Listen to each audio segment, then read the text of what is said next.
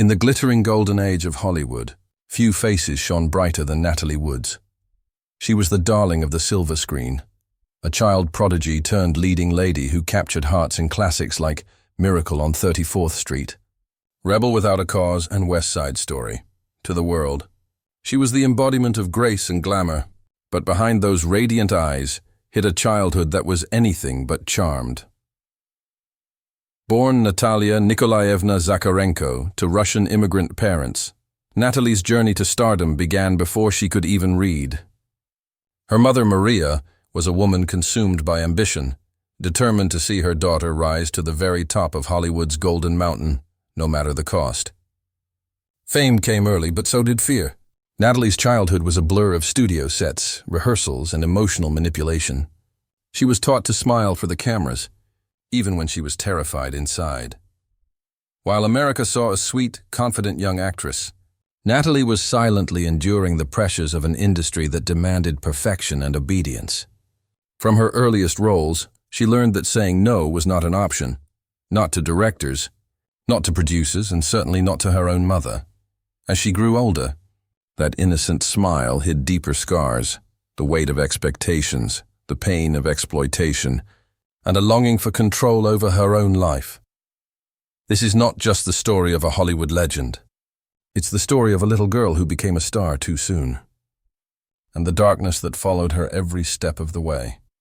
Before she was Natalie Wood, she was Natalia Nikolaevna Zakharenko, a shy little girl born in San Francisco in 1938 to Russian immigrants trying to rebuild their lives after fleeing the Soviet Union. Her father, Nikolai, was a kind but quiet man, proud and protective. Her mother, Maria, however, was something else entirely. A woman driven by visions of stardom, convinced that her daughter was destined for greatness.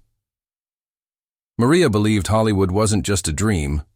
It was an escape from poverty, from obscurity, from everything she feared.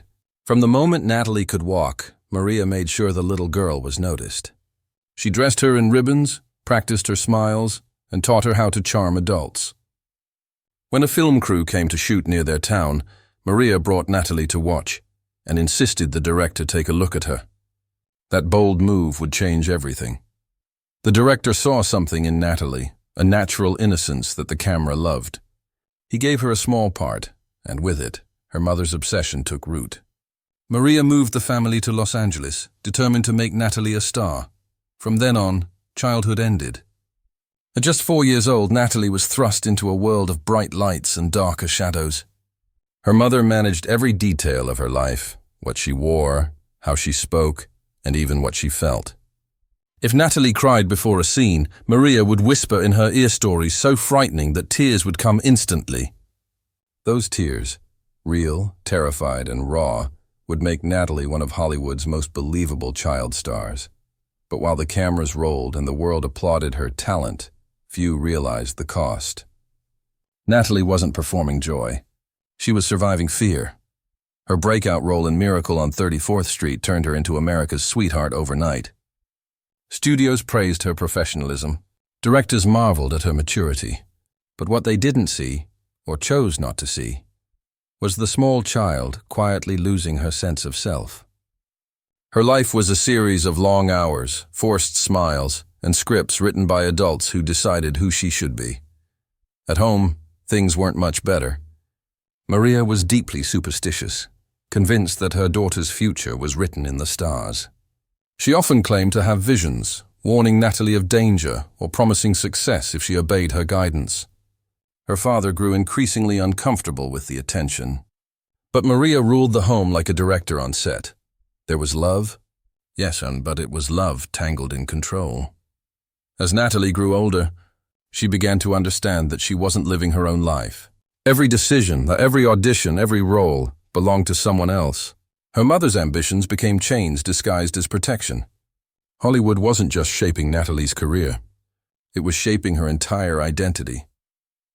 By the time she was a teenager, she had already worked with icons like James Dean and John Ford, and she carried herself like a seasoned adult.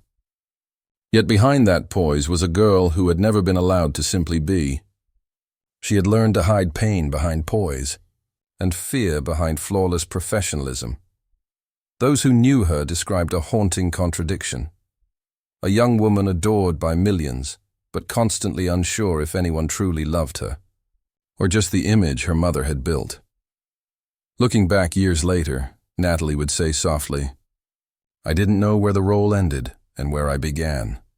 Her childhood, once bright with promise, had become the foundation for something far more complex, a life defined by success, but shadowed by secrets. And though she didn't know it yet, the same forces that made her a star would one day pull her into a storm from which she could never fully escape. By the time Natalie Wood reached her teenage years, she was no longer just a child star. She was Hollywood's favorite young woman. With her wide, expressive eyes and a maturity beyond her age, she could move audiences to tears with a single glance. Yet behind that brilliance was a deep exhaustion, the kind that comes from living under a spotlight that never switches off. At 16, Natalie landed her breakout teenage role in Rebel Without a Cause, alongside James Dean and Sal Mineo. The film's portrayal of lost youth resonated deeply with her because, in truth, she was lost. The script spoke of alienation and rebellion, emotions Natalie knew all too well. Behind the scenes, she bonded with Dean, both misunderstood, both craving authenticity in a world built on facades. But unlike Dean, who lived his life recklessly, Natalie was trapped by the image her mother still tightly controlled. Maria Wood remained a constant presence, watching, guiding, dictating. Even as Natalie's fame grew, her independence didn't. Every date, every friend, every career choice had to be approved. The studios adored this obedient beauty, but Natalie longed to breathe. Hollywood, however, was not kind to young women who wanted control. As she transitioned into adult roles, Natalie faced the unspoken rule of the time. To stay relevant, she had to be desirable. The same industry that praised her innocence now demanded sensuality. Reporters wrote about her beauty, producers whispered about her availability, and directors molded her image to fit their fantasies. It was a silent form of exploitation, one she endured with a smile. Every role came with expectations, to be perfect, compliant, and grateful. And she was, outwardly. But inwardly, Natalie began to crumble. She later confessed in interviews that she often felt like a commodity, something to be used, polished, and sold. Hollywood loved to build stars, but it loved to control them even more. At just 19, she found herself in relationships with older men who promised to guide her career, but often guided her into heartbreak instead. She was looking for safety, the kind she never had as a child. Instead, she found manipulation disguised as mentorship. One of the few places she found comfort was on set. Acting became her language of survival, the only space where she could express her pain without judgment. In films like Splendor in the Grass, she poured her emotions into her performances so completely that audiences could feel her vulnerability. What they didn't know was that she wasn't just acting, she was living those feelings. But success brought scrutiny. The tabloids followed her every move, turning her private struggles into headlines. She learned to hide behind charm and grace, never letting the world see how lonely she truly felt. Her mother, ever watchful, continued to hover. Even as Natalie reached her 20s, Maria warned her of bad omens and curses, claiming that if Natalie disobeyed, tragedy would follow. For a woman who grew up believing her mother's visions controlled her fate, breaking free felt impossible. Still, Natalie tried. She sought roles that challenged her, characters that allowed her to reclaim her voice. Yet no matter how high she climbed, she couldn't escape the shadow of the girl who had been pushed into fame too soon. Hollywood called her a professional. The truth was simpler. She was a survivor. But survival came at a cost. The sparkle in her eyes began to fade, replaced by a quiet sadness that even makeup couldn't hide. Natalie had everything: beauty, fame, adoration. But she lacked the one thing she had been denied since childhood: freedom. And as she entered her 30s, the battle between the woman she wanted to be and the image she was forced to maintain would come crashing to the surface, setting the stage for heartbreak, scandal, and the haunting final act of her life. When Natalie Wood married Robert Wagner in 1957, It seemed like the perfect Hollywood romance. Two stunning stars, both adored by millions, pledging their love in front of flashing cameras and adoring fans. She was 19, radiant, accomplished, and already a veteran of the screen. He was 8 years older, suave and handsome, the kind of leading man who looked like he had stepped straight out of a movie poster. Together, they looked like a dream come true. But in truth, their love story was more complicated and far more fragile than the magazines ever revealed. For Natalie, Robert Wagner wasn't just a husband. He was the embodiment of safety. After a lifetime of being controlled by her mother and the studio system, she wanted someone who could protect her, someone she could trust. Yet old patterns have a way of repeating themselves. The protection she sought soon turned into another kind of control. Behind closed doors, the marriage was marked by jealousy and insecurity. Wagner's career was in a slump while Natalie's star continued to rise. She was now a leading actress, winning critical acclaim in West Side Story and Splendor in the Grass.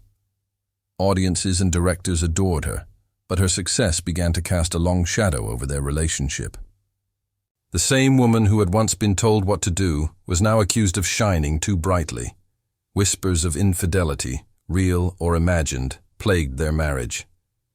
Wagner's temper and Natalie's growing independence clashed constantly. To the public, they were Hollywood's golden couple, but in private, they lived on emotional fault lines. By 1962, the marriage collapsed under the weight of fame and fear. Their divorce made headlines across the country. Natalie was heartbroken, but for the first time, she was truly free. Or so she thought. She threw herself into her career, taking on challenging roles that reflected her inner turmoil. Films like Inside Daisy Clover and This Property is Condemned showed her unraveling the perfect image Hollywood had crafted for her. She was no longer the sweet child star. She was a woman confronting desire, doubt, and disillusionment. Still, beneath her newfound strength lingered an ache for love and belonging. And in an ironic twist of fate, that ache led her right back to the man she had once left. In 1972, after a decade apart, Natalie and Robert Wagner remarried. Many of her friends were shocked. To them, she was returning to a chapter she had already finished. But Natalie believed things could be different. She was older, wiser, and hopeful that this time love could heal what ambition had broken. The second marriage began tenderly, but the same insecurities soon resurfaced. Hollywood had changed. Natalie was no longer the ingenue, and the roles she was offered reflected that. She struggled with aging in an industry that worshipped youth. At the same time, she wanted to raise her daughters and find balance between her career and her home life. Wagner, now enjoying renewed fame through television, was often away. Their lives, though intertwined, drifted in separate directions.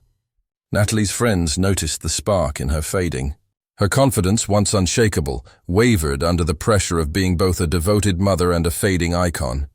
And yet, despite the quiet sadness that crept into her days, she never stopped seeking beauty in her family, her work, and her hope for peace. But peace would remain elusive. As she prepared for what would become her final film, Brainstorm, the whispers around her private life grew louder. Tensions simmered between Natalie Wagner and her co-star Christopher Walken. Jealousy once again began to poison the atmosphere around her. Natalie seemed caught in a loop, the same cycle of control, fear, and longing that had haunted her since childhood. The little girl who had been pushed toward the spotlight was now a woman struggling to escape its glare. And soon, that struggle would reach its tragic and mysterious end, one that Hollywood still questions to this day. By 1981, Natalie Wood was ready to slow down. She had spent her entire life performing, for audiences, for studios, for her family, and for a world that never let her rest. Now in her early 40s, she longed for peace, for family, for a sense of normalcy that fame had stolen decades ago. But fate once again had something else in store. That November, Natalie joined her husband Robert Wagner, her Brainstorm co-star Christopher Walken, and the yacht's captain Dennis Davern aboard the Splendor. The trip to Catalina Island was meant to be a break from the cameras, a weekend to unwind, to laugh, and to escape the chaos of Hollywood. At first, everything seemed calm. They dined, shared drinks, and reminisced about their careers. But as the night went on, the atmosphere shifted. Wine turned to whiskey, laughter turned to raised voices, and long-buried insecurities resurfaced. Witnesses on nearby boats later claimed they could hear an argument echoing across the water. Some said it was between Natalie and Robert. Others believed the tension had something to do with Walken, whose friendship with Natalie had grown close during filming. What's certain is this. By the early hours of November 29, 1981, Natalie Wood, one of Hollywood's most beloved stars, was gone. Her body was discovered floating in the dark waters, wearing only a flannel nightgown, a jacket, and socks. The yacht's dinghy was found nearby, its motor off, as if someone had tried to leave quietly but never made it far. She was 43 years old. The world was stunned. The official report called it an accidental drowning, but the details didn't fit neatly together. There were unexplained bruises on her arms and legs, and questions that no one could answer. What had really happened between those four people that night? Why did no one hear her cries? For years, her death was shrouded in mystery, a puzzle with missing pieces.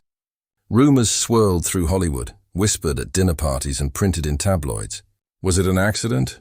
Was it something more? In 2011, investigators reopened the case after new testimony emerged. The captain, Dennis Davin, claimed that the couple had argued violently that night, and that Wagner's account didn't match what he remembered. The Los Angeles County Sheriff's Department later changed Natalie's cause of death to drowning and other undetermined factors. Yet even then, no definitive answers surfaced. The sea had taken the truth. For her fans, it was a loss that felt personal.